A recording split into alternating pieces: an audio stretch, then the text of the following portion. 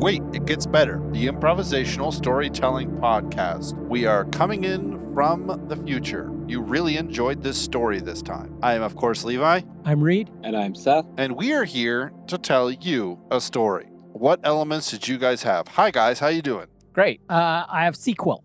Perfect. I have genre. And I have prophecy. Okay. So I guess sequel is probably where we want to start off. So are you doing a sequel to the last one, the Anarchy of the Future? Yep. The Anarchy of the Future. Well, the excitement began really with the founding of the Conservatory of Music, which really took place almost, in fact, the plans for it were in the works before Chase managed to shut down the AI. Right. But they had discovered that the Guild of Music had just been basically not producing any music, and that the whole apparatus for how to produce music had kind of slipped by the wayside because the computer just did it. And then they found this instrument, and they found written documents about what music theory and how music is produced and all of that. And so they, like, a bunch of people got together and built a school. Cool. And they had one whole section of the school was just about making instruments and trying to find any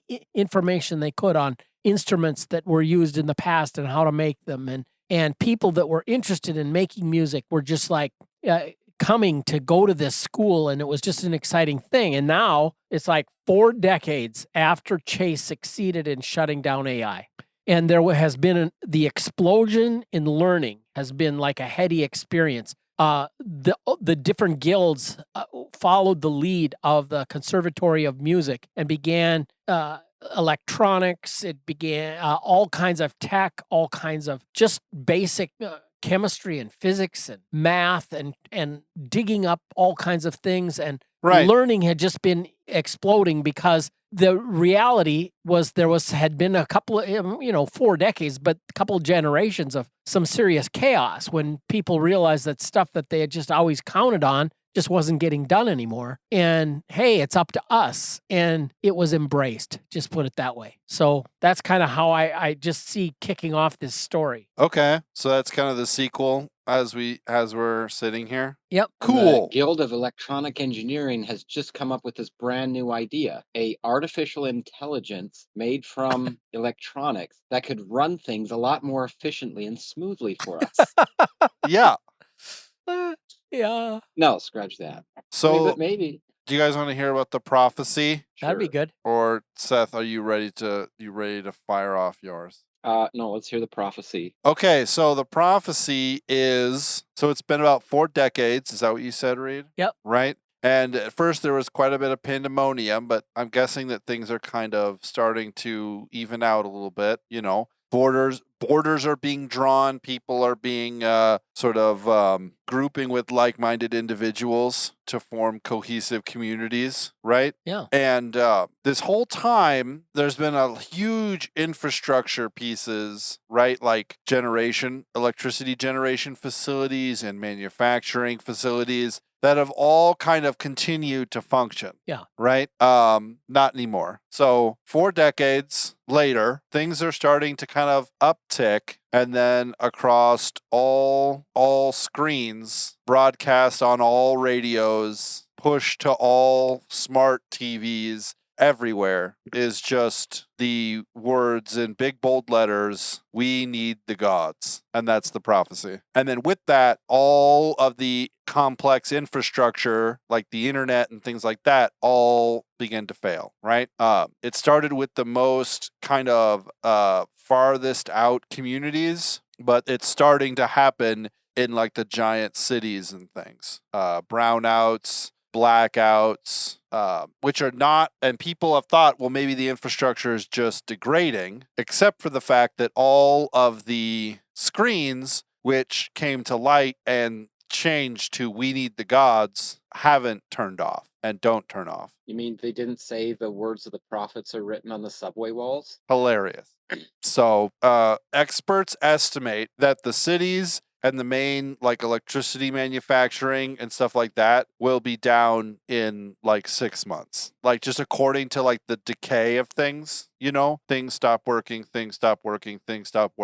And they're like, well, according to like the rate of decay of those things, everything's going to stop working in 6 months unless we can figure out what it means we need the gods. So that's the prophecy. Kind of a weird prophecy, but I like it. I think it's good.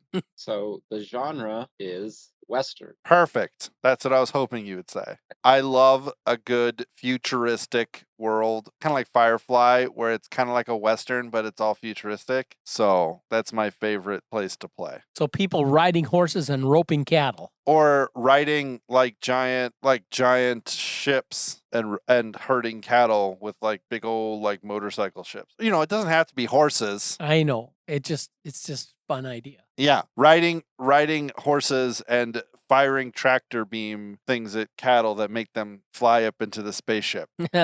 Genetically modified seahorses, because if they can there go we to the go. water, they've got it so that then they can hover over the ground in the air and live outside of water. Hey, that works for me. I think that sounds cool. So one of the things I was thinking of is, since this kind of blackout, brownout kind of cutoff thing started out in the sort of outer reaches of humanity, that one of our characters should basically be coming from one of these farther out places and traveling in, or it should start in the city and our main character should be traveling out to see if there's some connection. What do you think, Reed? I'm thinking that there'll be a lot of confusion. And I guess I didn't, we will have to build what's been happening, and is there any structure that has built itself up besides, interaction between the education communities, but with the screens locked, traditional communication is obviously altered. Right. And, you can't have institutes of learning unless you have some sort of overarching protection, government protection. Institutes of learning come after stability. Right. And so I like the idea that there was a few short years of utter and complete turmoil, right? Yeah. As people did, quote unquote, what was right in their own eyes. But things have pretty much settled down, and maybe they're kind of turning the page over into what's kind of looking like a golden age for humanity. Like we've got, our chains are gone. Yeah. And now we can sort of go and get the world that we want. And then this happens. I think this story has to include, if not Chase, then maybe Blind Riley or what was the other one? Rat. It's got to include them in some manner. And my thought behind the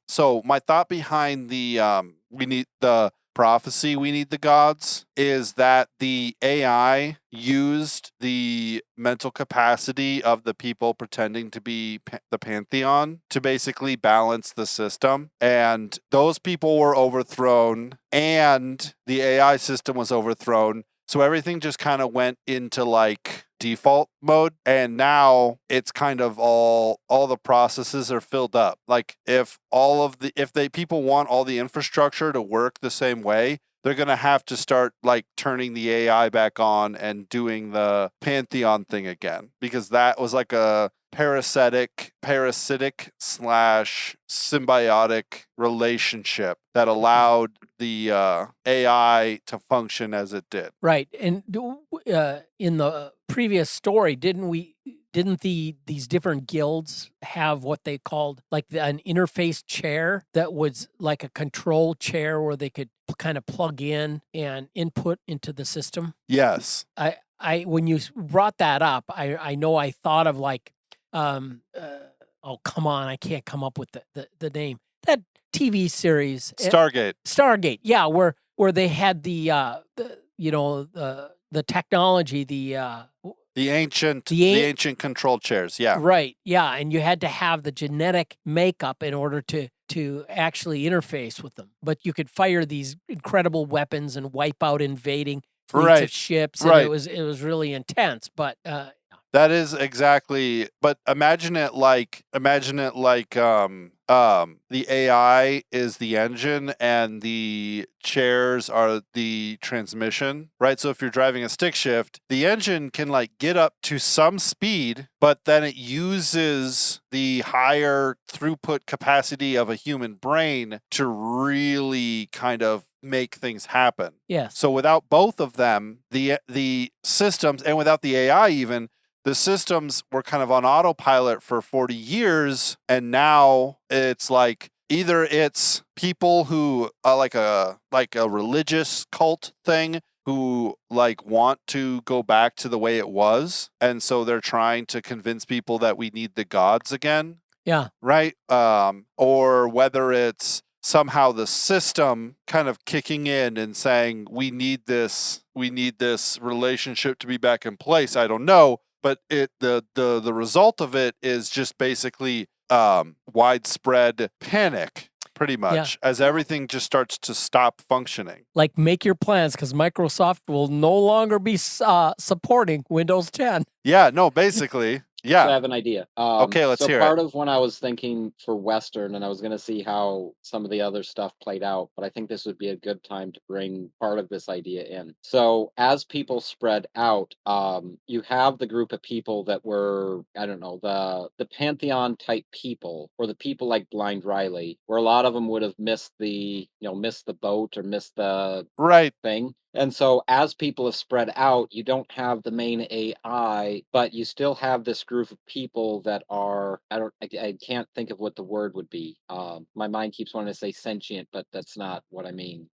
Like psychic, or kind of psychic, but psychic isn't quite what I was trying to think I of. was thinking empathetic. You know, they like interface well with other people, therefore other machines. So they're like they possess high amounts of empathy. Right. So now you have this group of people, and as the different kind of societies have been kind of moving off, finding like-minded people that are, what is right in their eyes is more aligned. You have different, I don't know, city-states, communities, counties, whatever it is, right? And to the kind of the law of the land, or the protectorate, as you would, is kind of like different groups of like a Texas Rangers, right? For each different thing, but that's the Rangers are made up, or the sheriffs are made up of these people, right? So the different communities put down the different laws or the different things. These people become hyper aware of it, and they become again, it's like some of these words I can't think of what it would be, but that the empathetic, being able to like slightly see into the future, but not like psychic seeing the future, but being able to read the room, react, right? Right. Kind of get a sense, like a sixth sense of what's going on, and like where all like the niches and niches, but the stuff going on. They're like become almost their own group again, but they're like the sheriffs of the different communities, right? It's kind of, I'm thinking Westerns, so it's, Texas Rangers, someone was doing the bad thing, and so then the Rangers chase him down through the wilderness and bring him to justice according to each different, counties laws that they've put down, right? And so you can have this almost like lawless area where, rustling cattle might be okay for one group, right? And so if someone goes and rustles cattle and they can get to that place where, that's not illegal, then they would have, an issue going in and trying to lay down the law in someone else's county. I say county, but you kind of area, whatever it is, right? Jurisdiction. I'm trying to figure out how trying to wrap some of this around to what you guys were talking about.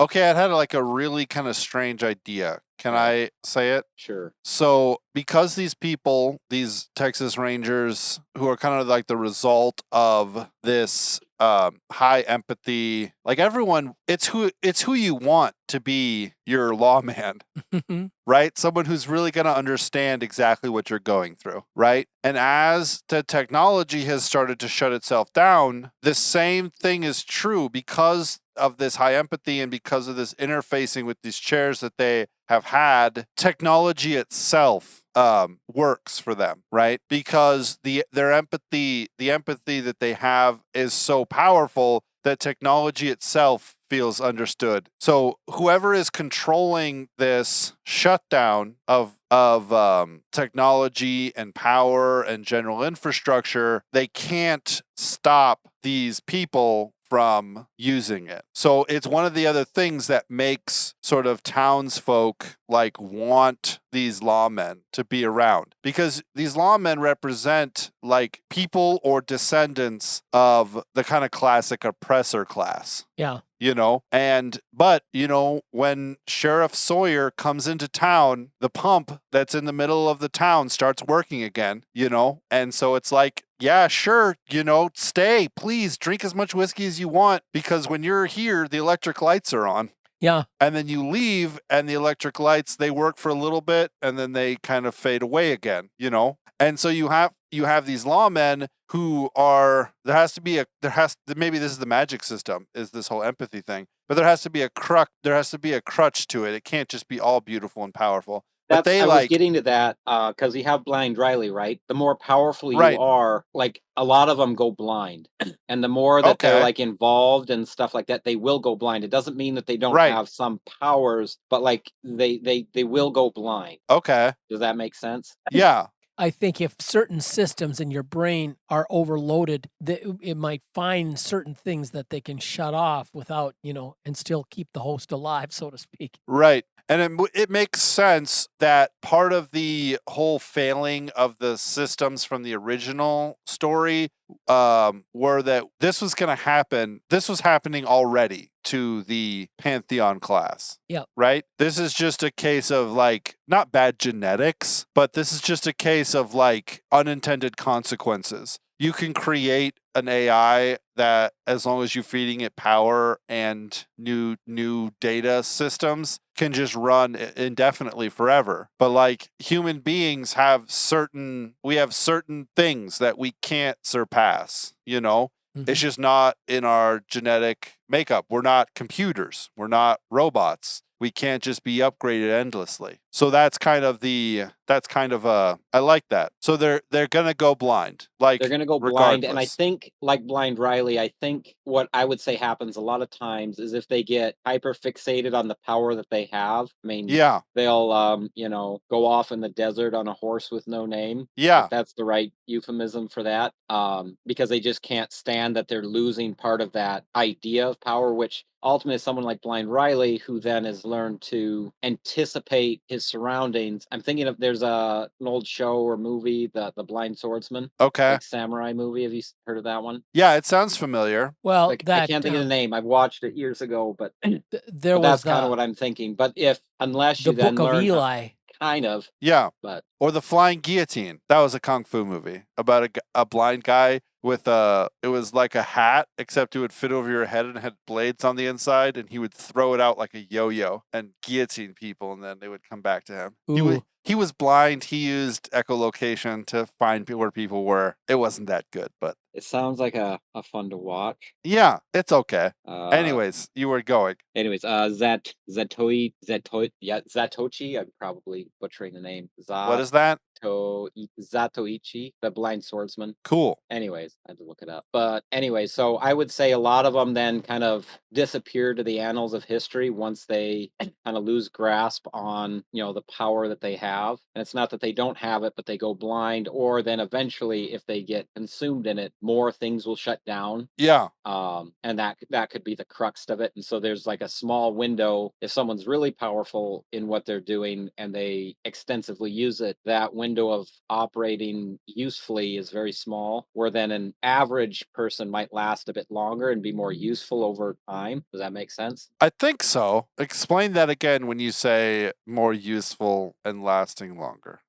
So it's like if you took pine, right, and you burned it, it'll burn hot and fast. Right. But if you take, I don't know, a different hardwood that's not that black walnut, it'll burn, and then it'll burn much longer. Now I could be wrong, but it's not going to burn as hot as pine, right? That is correct. But over time, it will even out the heat that it's producing, and therefore make it warmer because it's lasting longer. Right. So as in this case, someone who is then hyper using this power and accentuating it, they're going to burn out very quickly. It'll be hot and powerful, and they could be, the quickest gun in the West kind of idea, right? But Right. they're going to burn out quite literally very quickly. Whereas someone Right. who takes it easy, maybe uses his brain to figure something out instead of just like looking through like the construct of reality to find what he's looking for. Right. He'll last longer and therefore over time accomplish more, be better at the general art of what he's doing than just someone that's going to be really good really quick and then burn out. And those are the people who normally go off and are never heard from again once they start burning out. Right. I mean, but going blind isn't like a death sentence. No, but my point is that it's not a death sentence, and Blind Riley would be the kind of the example of it. But if someone, again, it's like the hitch to it, that if someone has the power and they're using it to Right. a great and let's say awesome effect, power corrupts, ultimate power corrupts ultimately, right? Yeah. And it doesn't mean that they themselves would be corrupt, but it corrupts themselves if they get so hinged on being powerful, being important, having that. Yeah, I suppose also if you just spend all your time just using the power all the time, by the time when it starts to fail you, if you haven't built up any resilience, any reserves of resilience inside of you, and then all of a sudden you lose your primary mode of kind of utilizing the power and understanding it, you'll go blind. And then most people, like, that's a hole they can't dig themselves out of. Right. That's kind of interesting because we could have a character who is always, he's kind of uses the ability sparingly, and it's always this picture in his mind that like eventually this will be over, right? It's taken Blind Riley, 50 years to get to the place that he has the deft understanding of the pattern of reality as a blind man. It didn't start, we met him in the first book 40 years ago, and he had been blind for, years at that point and was amazing. Like if we see Blind Riley in this book now 40 years later, he's going to be like Neo. Yeah. Uh-huh. And I would say either Blind Riley should be like a wise old man, or maybe the hero's teacher or something like that, so that the hero always has it kind of in front of his face. It's like, spoiler alert for Wheel of Time, it's like how Rand knew that he had to die at the end. Yes. That was always kind of in his understanding, is that he was going to have to die at the end to defeat the Dark Lord. Yep. Right? It wasn't like how Samwise Gamgee was planning for their return voyage, like the return trip out of Mordor. That was like two people who were kind of ignorant of the costs that they were counting at that point in time. But like Rand kind of knew. Yeah. And the execution at the end was, of course, much different from what he thought, but still. So I like this idea of having this hero or this character who has this constant kind of monologue of the cost of using his thing, Yeah, right. It's always part of the calculus. Absolutely. Yep. But we'll figure out who that hero is next week on Wait It Gets Better. Thank you, everyone, for joining us for this episode. If you liked it, give us a heart when you see the episode released on Twitter, and send us a message on Twitter at waititgetsbettercast@gmail.com. Nope, at @getsbettercast. If you want to email us your own cool story idea, send us an email at waititgetsbettercast@gmail.com. And until it's time for you to join us again, just wait. It gets better.